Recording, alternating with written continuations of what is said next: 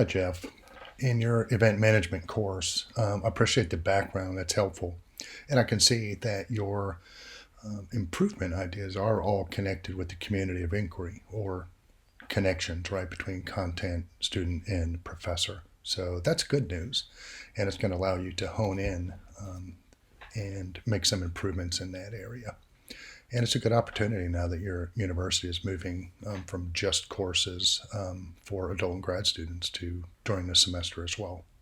And I'll be anxious to hear more about your interest in an ID role and what that might look like with or in place of your current role. But instructional design is quite thrilling. And I always say instructional designers rule the world because they're in such a good position to add to the quality of education at a university and the student experience. Let's take a look at your two course reviews, and let's look at this one first.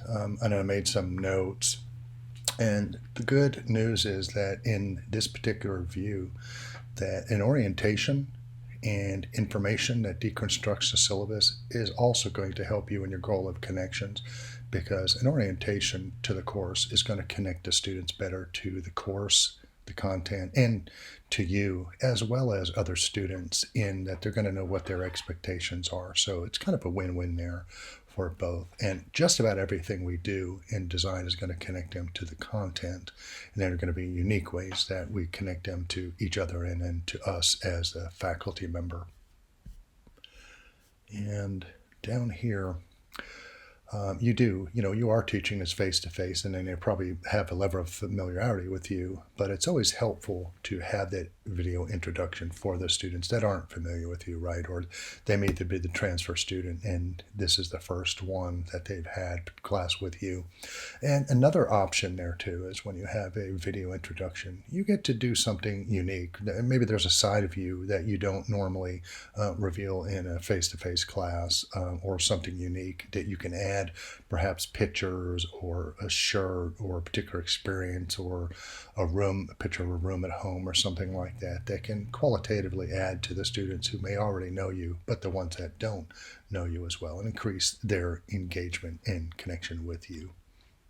Now, a rubric down here in the assessment and feedback, one thing that the rubric does is it does allow students to connect better to the material because they're more familiar with what the expectations are. But it isn't a requirement. And I don't use a rubric in every assignment that I have, but I have found that students often view rubrics as helpful to take away some of the guesswork.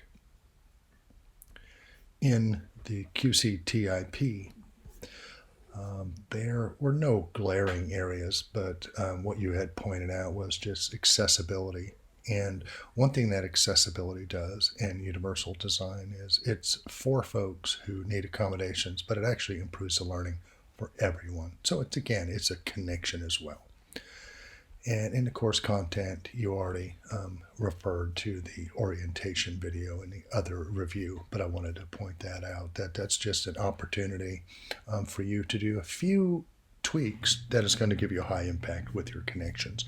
And as we look at the continuous improvement, there is room for improvement there and continuous improvement, right? And here is something that as you strategically think about how you want to improve in these areas, here's something that I use with students. I call it the traffic light, and it's just I ask students, and I'll do this usually the second week, at the end of the second week, and just kind of a little bit of a reflection, and I'll send out an announcement with the traffic light and say, give me your color and a short description of why. So if it's a red, is there something that's stopping? Is there like a roadblock? Yellow, what are you cautious about? Is something slowing you down? And in green light, if everything is going great, tell me what's really going well in the course. So that just allows me to kind of get if I get a lot of reds, or if I get a lot of reds, a few yellows, or if I get mostly green and a couple of yellows, it just gives me a quick overview on how things are going, because I don't like to wait until the end of the course to find out how my student experience was.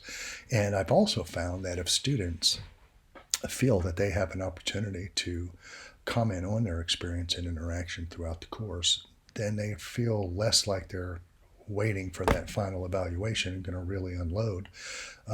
And sometimes it's like, even if there is something that you can't control, if you've had the opportunity to vent or tell it to someone else or feel heard, then that kind of takes away the problem, so to speak. So I hope this information has been helpful, and I do look forward to hearing more about your interest in instructional design. Thank you for your submission.